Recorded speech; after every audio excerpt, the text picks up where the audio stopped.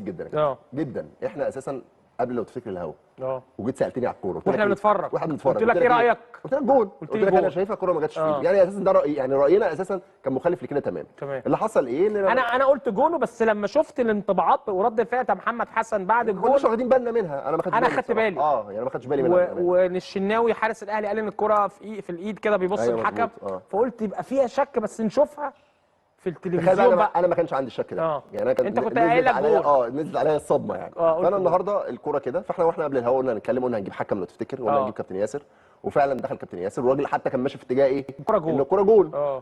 برضو انت قلت على الهوا هتقولي محمد حسن او محمد حسن اللي هيحسمها. تمام صح. ففكرت فيها فعلا، عندك حق ان محمد حسن هو اكتر واحد هيقول لك الكوره دي كده او لا، هو في ايده ولا لا. فتمام. انا محمد حسن ده صديق قديم جدا من ايام الاهلي، فهو تربطني بيه طبعا علاقه قويه جدا جدا. كنت زميلي انا وزميلي احمد عصام، وكان ناشئ الاهلي زمان. طبعا راح وادي دجله وراح البلديه انا فاكر، وراح هو من ايامه هو ناشئ سيراميكا هو ناشئ، تربطني بيه علاقه قويه، والراجل طبعا كلمته كلمته حتى من تليفون زميلنا احمد عصام. عصام كلمه، رد عليه قال له طب خد ايه معاك محمد عراقي. كلمته سلمت عليه وكده، ايه الدنيا، اعمل مداخله مع كابتن كريم. قال لي انت عارف طبعا الوضع في الاسماعيلي ممنوع، لا الوضع في الاسماعيلي والفرقه وكده، ويعني حتى كان مستاء من قصه الهجوم الجماهيري اللي من غير مبرر هو من وجهه نظره يعني وبتاع. المهم اتكلمنا في الجزء ده شويه. طب الكوره ايه؟ قال لي بص بصراحه الكوره جت في جنبي، بعد كده جت في ايدي، بس ايدي كانت ثابته. تمام. الكوره جت في جنبي، بعد كده جت في ايدي. قال لك محمد حسن قال لك كده؟ قال لي كده، قال لي الكوره جت في جنبي، ده مكالمه. قال لي جت طبعا يعني قصه بقى يعني احنا ما بنعملش قصه بقى تسجيلات والكلام يعني احنا ما بنتكلمش في الكلام دوت يعني. بس انا بقول لك ان ده اللي حصل، وهو كده كده الراجل.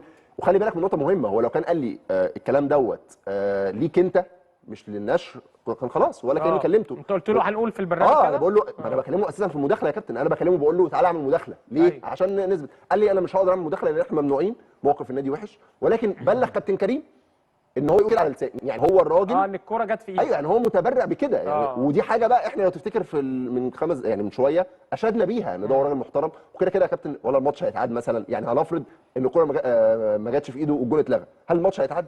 لا مش دعوه بكده، انا بتكلم على حوار يعني محمد حسن. يعني اقصد يا كابتن ايه ان انت النهارده هو لما يجي يعترف بحاجه زي كده هو مش هيخسر حاجه، يعني هو بالعكس خلاص كده كده الماتش خلص والنتيجه اعتمدت وكل حاجه. فالراجل هو عشان راجل نزيه وراجل محترم قال لك الكوره فعلا جت في ايدي بس ايدي كانت ثابته. وفعلا تواصلنا مع طاقم تحكيم المباراه وقالوا نفس النص اللي قاله، ان هو قال لهم يا جماعه الكوره جت في جنبي، بعد كده جت في ايدي بس ايدي ثابته. يعني نفس الكلام اللي هو قاله لنا قالوا لكباتن الحكام يعني حتى لو هيتسالوا يعني اكيد، وقال لهم نفس الكلام. تمام. طب احنا يعني هنقول الكلام ده على كابتن كريم، تمام وتمام مفيش مشكله. طبعا انت قلت الكلام واللي حصل تمام. وبعد كده هو بعت لي رساله قال لي الناس كاتبه ان الكوره مش هدف. انا ما قلتش كده بالظبط، انا قلت ان هي الكوره جت في جنبي بعد كده وايدي ثابته.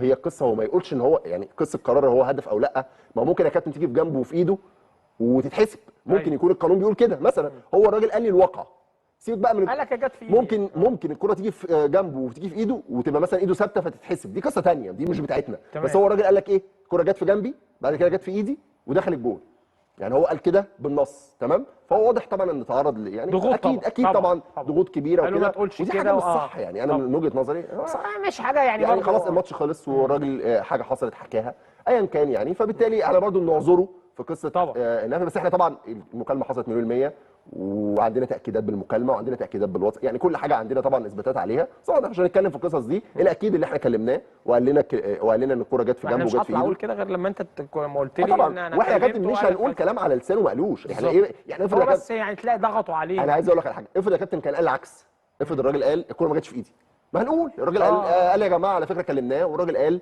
الكوره ما جاتش في ايدي. يعني اقصد احنا ما عندناش اي مصلحه في قصه ان احنا نقول حاجه عكس روايته. بس هو طبعا اكيد يعني تعرض لغضب